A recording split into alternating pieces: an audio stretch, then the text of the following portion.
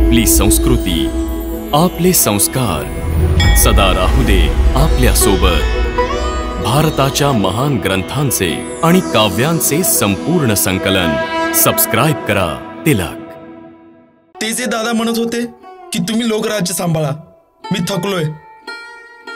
याच गोष्टीचं दुःख आहे वहिनी। अशी गोष्ट दादा उगीचच तर नाही बोलणार, नक्कीच काहीतरी घडलं।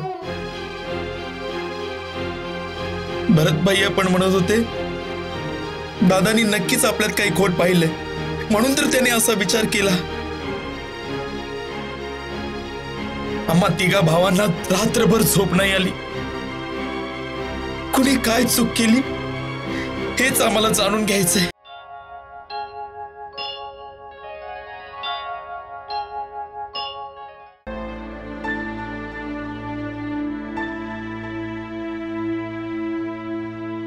चिरंजीवी हो, आसन ग्रहण करा भाऊजी।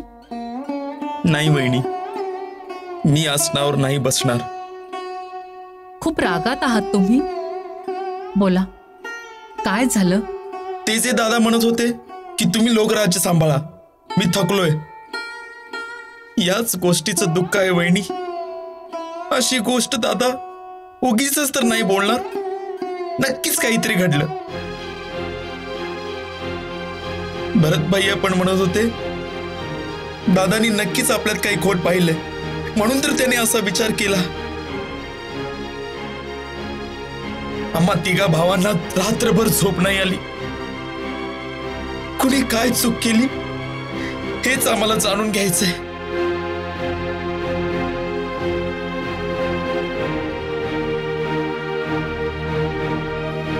तुम्हाला माझी शपथ आहे वहिनी, खरं खरं सांगा, काय माझ्याकडून तर काही चूक नाही ना घडली? नाही भाऊजी, तुमच्यामुळे महाराज चिंतित नाही आहेत। तुमच्याकडून तर कुठली चूक होऊच शकत नाही।